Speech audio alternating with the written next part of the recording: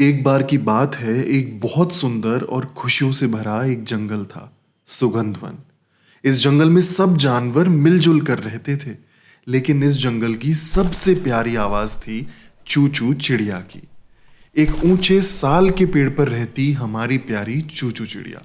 वो छोटी सी नीले पंखों वाली और बेहद खुश मिजाज थी। हर सुबह वो अपने गीत से पूरे जंगल को जगा देती थी। चूचू बोले प्यारी बात, मेहनत से मिलती है हर सौगात। मुस्कुराओ गाओ रे गीत, हर दिन लाए नई नई जीत। जंगल के सब जानवर, बंदर, हिरन और हाथी, सब उसके गाने से खुश हो जाते।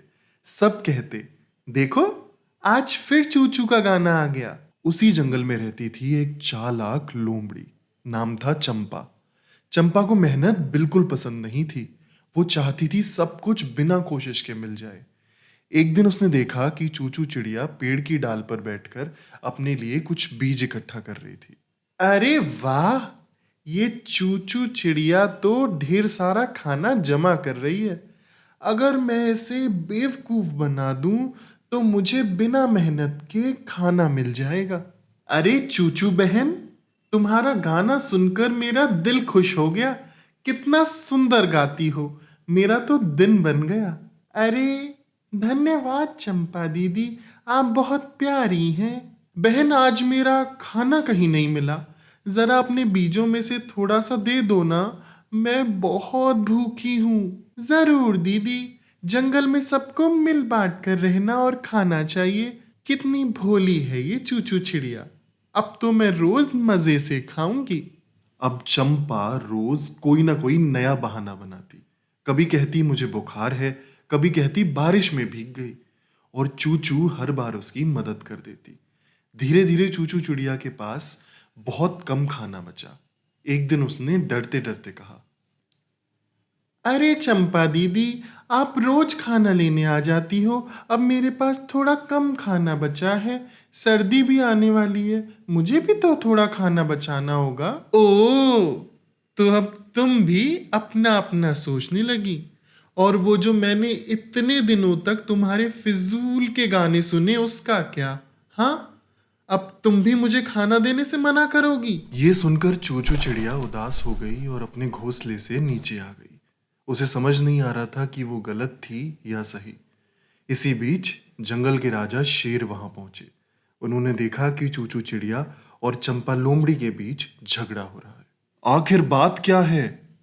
तुम दोनों आपस में क्यों लड़ रही हो? मैं तो बस एक छोटी सी चिड़िया हूँ।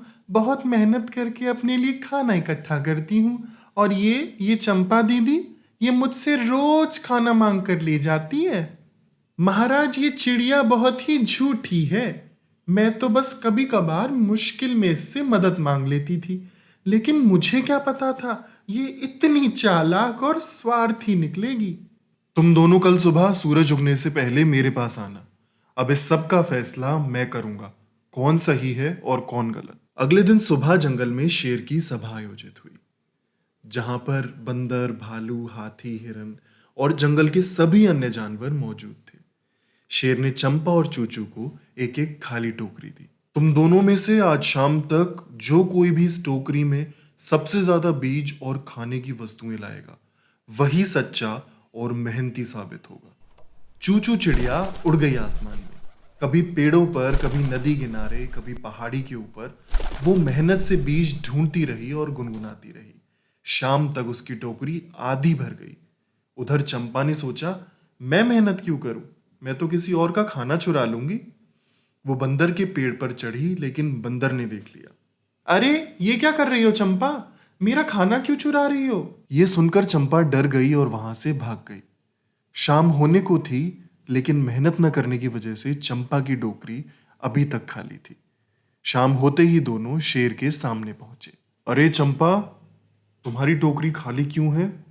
क्या तुमने बिल्कुल भी मेहनत नहीं की? महाराज, वो हुआ यूं कि मैं रास्ता भूल गई थी। सच छिपता नहीं चंपा, मेहनत का फल हमेशा मिलता है, और ये चालाकी, ये ज्यादा दिन नहीं चलती। लेकिन तुम्हें सजा नहीं, एक नया मौका दिया जाएगा। अब से तुम जंगल के बच्चों के लिए रोज खाना जुटाओगी और चूचू चिड़िया की तरह मेहनत करोगी, ताकि तुम भी समझो कि असली मेहनत क्या होती है। आपका बहुत बहुत आभार महाराज कि आपने मुझे एक मौका दिया। अब से मैं सचमुच मेहनत करूंगी। चंपा दीदी, मैं भी आपकी मदद करूंगी।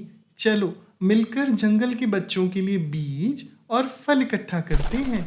अब हर सुबह चूचू और चंपा साथ गाती, साथ काम करती। पूरा जंगल फिर से हंसी और खुशियों से गूंज उठा। मैं हूँ चूचू चिड़िया, गाती हूँ मीठा गाना, सुनना हो तो आ जाना, आ जाना।